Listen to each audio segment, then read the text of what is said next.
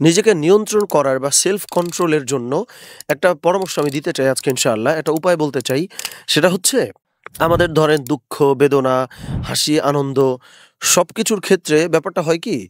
আমি ডিরেক্ট হয়ে যাই। আমি একটা উদাহরণ দিয়ে বলতে চাই। ধরেন আমার সঙ্গে একটা ভালো জিনিস ঘটছে। তো ওই জিনিসটা ঘটছে এই কারণে আমি খুশি হয়ে গেলাম। আবার ধরেন আমারে কেউ কষ্ট দিছে, সে আমাকে কষ্ট দিছে এই কারণে আমি আহত হয়ে গেলাম।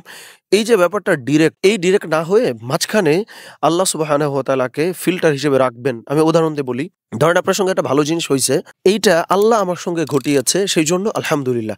এই যে মাঝখানে আল্লাহকে নিয়ে আসছেন। আবার আপনার সঙ্গে একটা খারাপ জিনিস ঘটছে, এইটা আমার সঙ্গে ঘটছে। আল্লাহ হয়তো এর মধ্যে ভালো কোনো কিছু রেখেছেন। ফলে আমি অনেক বেশি আহত হব না বা অনেক বেশি দুঃখপ্রাপ্ত আমি আসলে হব না। সো এইভাবে করে আমাদের যেকোনো ঘটনা মানে হাসি, আনন্দ, দুঃখ, বেদনা যাই ঘটতেছে আমরা কিন্তু নরমালি মানে ডিরেক্টলি আমরা ইমপ্যাক্টেড হইতে চাই যে ওইটা ঘটছে সো আমি হ্যাপি, ওইটা ঘটছে সো আমি স্যাড। এরকম না হয় ওইটা আল্লাহ ঘটাইছে সেইজন্য আমি সবর করব। এইটা আল্লাহ সুবহানাহু ওয়া তাআলা ঘটিয়েছেন সেইজন্য আমি খুশি হব।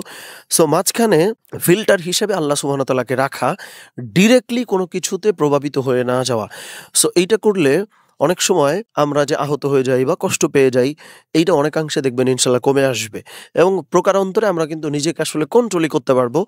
কারণ কোনো কিছুই মানে কোনো কিছুর আনন্দে আমি একদম লাফ দিয়ে আকাশে উঠে যাব না বা কোনো কিছুর বেদনায় বা দুঃখে জমিনের নিচে চলে যাব না। এইটুকু কন্ট্রোল আমার নিজের মধ্যে কিন্তু ইনশাআল্লাহ তৈরি হবে।